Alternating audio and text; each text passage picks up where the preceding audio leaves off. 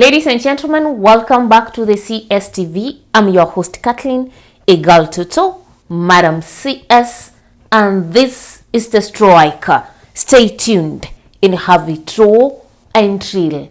Kindly remember to subscribe, like, share, and comment on this video. They say Afro cinema continues shortly, a phrase that many people associate with Nigeria's rich, not good entertainment. Africa's leading economy, Africa's most populous country. However, beyond this epitome of entertainment and economic achievements lies a story of not only Boko Haram, but also prison breaks. The CSTV takes you all the way to Nigeria, travels back to history to bring you a candid conversation about prison breaks in Nigeria over time. What has been happening and why do we have constant attack on Nigeria's prisons and release of conflict by armed forces who are not state-related. Stay tuned and let's have this conversation. Welcome back. News from Nigeria last week revealed that there was an attack on a prison facility that saw over 800 inmates escape the Kuche Custodial Center. Hours later, the Islamic State of West Africa province claimed responsibility. Remember, this is a group that is associated or affiliated to Boko Haram. Of significance also to note is the fact that the Kuche Custodial Center has about 64 inmates who are Boko Haram suspects awaiting trial. Could this be a case where Boko Haram and its affiliates wanted to release one of their own? We will see that one later. It's also important to note that this attack came few hours after an attack on President Buhari's advanced security convoy in the northwestern part of Nigeria, Katsina. Is there a correlation between the two? We'll see that one later. But it is important also to note that prison breaks is not a new phenomena or a new reality in Nigeria. It is something that has been there over time. It did not start with the attack on the Kuche Custodial Center. Since 2010, prison breaks in Nigeria have led to an escape of over 7,000 inmates from Nigeria's prison facilities. For instance, in 2013 January, there was a prison break in Igoni. In 2014, January 2nd, when the world was celebrating the Happy New Year, there was an attack on Tekoto Kafil Medium Security Facility and over 144 inmates were arrested, and the Boko Haram, a terrorist group in Nigeria, claimed responsibility. In June 2016, up to September 2021, Nigeria has had 9 successful prison breaks where about 4,000 inmates have been released. And all these prison breaks happen in the same manner. Armed men come, attack the prison, release inmates and go away. In 2020 alone, Nigeria had 15 incidents of jailbreaks where about 3,000 inmates were released. In September 2021, there was a prison break in Kogi prisons and over 240 inmates escaped. In October 2021, that is September, November, December, September, October, 1 month thing, there was a prison break at Olobongo Custodial Center at Hoyol and over 837 inmates escaped. The same year in November, 1 month later, there was a prison break at a medium security custodial center in Jol, and over 260 inmates escaped. It is important to know that these prison breaks are not happening distantly. No, they are happening like in 1 month's time, in 2 months' time, another prison break, etc. Now, in 2020 April, there was an attack on the Owerri. In 2021 April, sorry, there was an attack on the Owerri Imo State prison facility, and in this prison break, 1,800 inmates escaped. Unlike other prison breaks that have been happening and Boko Haram has been either claiming responsibility or being blamed, the Owerri prison break incident was linked to the Eastern Security Network. And this is a group that is pro-Biafra successionist, pro-Biafra successionist group in the southern part of Nigeria. Now, as we can see that since 2010, and I didn't go beyond 2010, Nigeria has had constant cases of prison breaks. And all these cases are happening in a similar manner.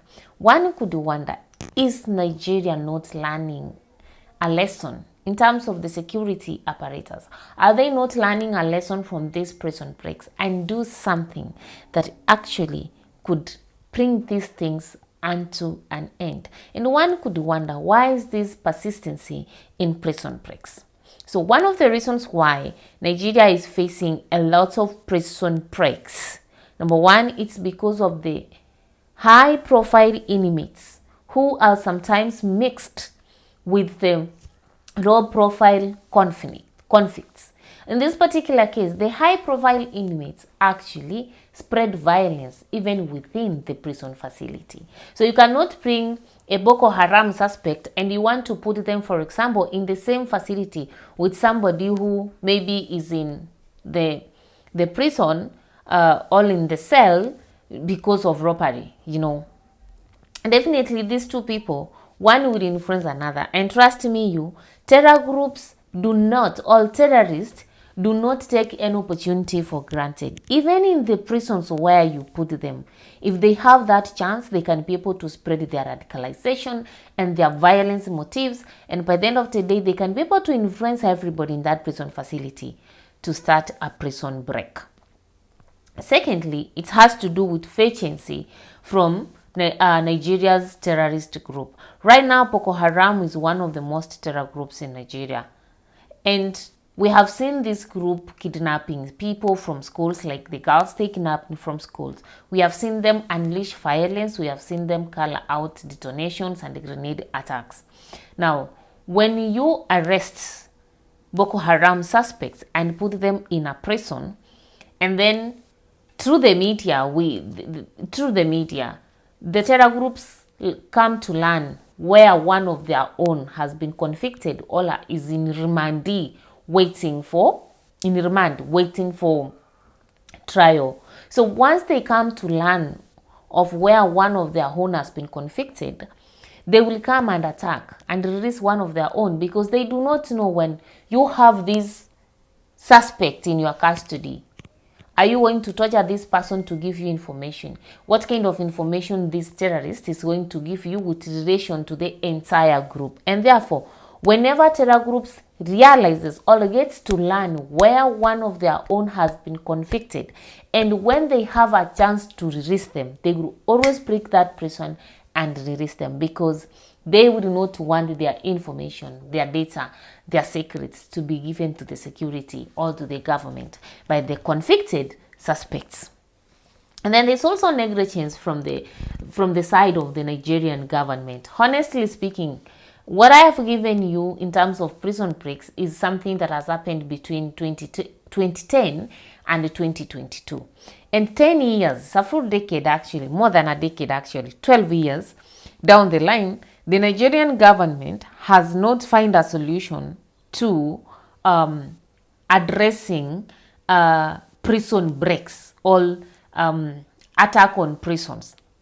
So it tells us that there's a lot of negligency, there's a lot of reluctancy, there's a lot of relaxation from the concerned departments in terms of securing the prisons. Because remember, when you put somebody in prison honestly, you are supposed also to ensure their security, ensure the security of the people guarding the inmates, and ensure that this prison facility, it is a facility that can promote rehabilitation and correction, and not a facility where anybody can just come attack. You don't know of the escapees that we are talking about, whether actually they are alive, whether they have been taken by terrorist groups for torture. You never know exactly sometimes why a group can come to a prison and do what? And attack. Maybe there was a suspect there, and that suspect was feared that he could give a lot of information, and out of this attack he's been taken away and maybe he's been killed. So for me, it is a negligence on the side of the Nigerian government that for 10 years you have been having prison breaks. You've not actually found a solution to prevent this, and day in, day out, people get to learn that a certain prison facility was attacked, convicts have, all inmates have escaped, some have been recaptured, some have died in the process, police officers have died in the process, etc. Somebody needs to work. And then another thing has to do with the deteriorating facilities and overcrowding in these institutions. Most of Africa's prisons actually are full of remandees. I think about 80% of the people in Africa prisons are remandees, and there's a lot of overcrowding. Not like these prisons are actually spacious, but even with that large population of inmates, you realize that the way the facilities are actually, they are not facilities that can accommodate this overcrowding. It's just like overusing the facility. There is over exploitation of the facility. You find that some prison facilities are not well fenced, and even when they are fenced, there is no that security, the security fences in terms of electric fences. They may have very long walls, but a human being is a human being. He can be able to climb that particular wall. So you realize that yes, we have walls, but these walls are not up to the standard of a prison facility. Then you realize that overcrowding makes it very difficult, even for the prisons officers, honestly, to manage the entire facility and find out who's doing this and who's not doing this. So I think such things also contribute towards these constant prison breaks. And Nigeria being one of the populous countries in Africa, we also anticipate that maybe the number of criminals and the number of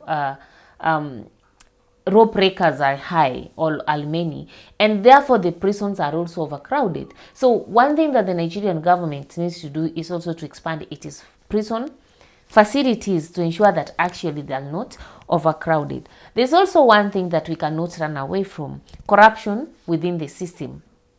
So prisons are normally guarded, and by the time you realize that there's a prison, like there's an attack on a prison for over like 2 hours, and within these 2 hours there's no like rapid response that can stop it, to an extent that you have around 1,800 people last year being released from jail and running away, and this year we in 2022 we are having over 800 prisoners actually being released.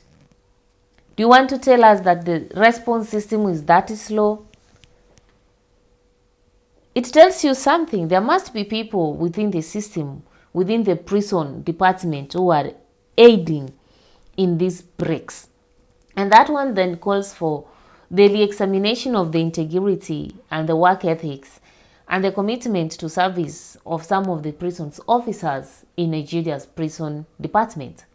You will realize that most of these people are given something small, and then they just allow the people to do their thing. But that said and done, it's also a call towards the fight against Boko Haram, Boko Haram is a problem in Nigeria, just like Al-Shabaab is in East Africa and Taliban and so forth is in the Middle Eastern countries. We really need to fight terrorist groups because with increased activities of terror groups, there is anticipated increase in the attack of police officers, security officers, prison facilities, government facilities, etc. And therefore, it is a call to all concerned parties that prisons are supposed to offer rehabilitation and correctional services. And therefore, when prisons are under attack, justice is also under attack. And the lives of the people even manning these systems, these prisons, is also under attack. Can somebody do something? Stay tuned, Madam CS here, the CS TV Kenya.